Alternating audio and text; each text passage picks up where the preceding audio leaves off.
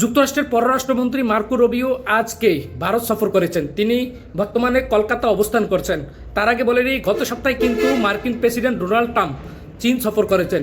এক সপ্তাহ পরে আবার সেই মার্কিন পররাষ্ট্রমন্ত্রীকে কেন ভারত সফর পাঠালেন, সে কী কারণে তিনি আসলেন, তার আগে বলে নিই, যারা এখনও আমার ফেসবুক পেজটাকে ফলো দেননি দ্রুত ফলো দিয়ে রাখুন এবং ইউটিউব চ্যানেলটাকে সাবস্ক্রাইব করুন।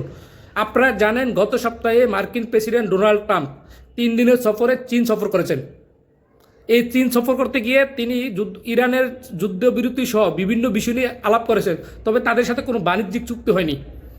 তবে চীন তাদেরকে হুমকি দিয়েছিলেন যেন তাইওয়ানের বিষয়ে কোনো কথা না বলে, বেশি বাড়াবাড়ি না করে। মার্কিন প্রেসিডেন্ট যেহেতু এক সপ্তাহ আগে চীন সফর করেছেন, সেই সফরের রেশ কাটতে না কাটতেই মার্কিন পররাষ্ট্রমন্ত্রী মার্কো রুবিওকে তিনি ডোনাল্ড ট্রাম্প ভারতে পাঠিয়েছেন।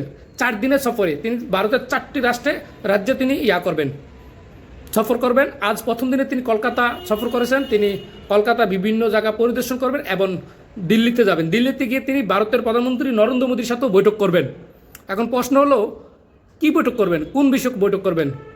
আপনারা জানেন, তার উদ্দেশ্য ছাড়া তার সফর করে না। তার অন্যতম উদ্দেশ্য হলো জ্বালানি বিক্রি। মার্কো রুবিওর এই সফরের প্রধান উদ্দেশ্য হলো জ্বালানি বিক্রি। আপনারা জানেন যে 140 কোটি মানুষ ভারতের, তাদের 80% জ্বালানি আমদানি করতে হয়। সেই বিষয়টাকে টার্গেট করে মার্কো রুবিও এবার ইন্ডিয়াতে এসেছেন।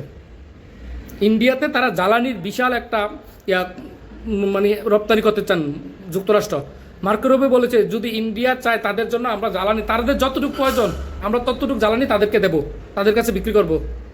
আমাদের কাছে পর্যাপ্ত জ্বালানি আছে, আমরা এখন বিশ্বে 1 নম্বর জ্বালানি বিক্রিতে। মার্কো রুবিও কিন্তু এই কথাগুলো বলেছেন। এটাই ছিল, এটা কি এই শুধু কি তেল বিক্রি ছিল নাকি আরও রাজনৈতিক কারণ ছিল? দেখেন, চীনের সাথে যেহেতু যুক্তরাষ্ট্র ভালো সম্পর্ক করে, সেহেতু ইন্ডিয়ার সাথেও তাদের হাতাত রাখতে চায়, ইন্ডিয়ার সাথে তাদের ভালো সম্পর্ক রাখতে চায়, যে কারণে এই সফরটা দিয়েছেন মার্কো রুবিও। আপনি কি মনে করেন, শুধু কি এই কারণ নাকি অন্য কোনো কারণ থাকলে কমেন্ট করুন।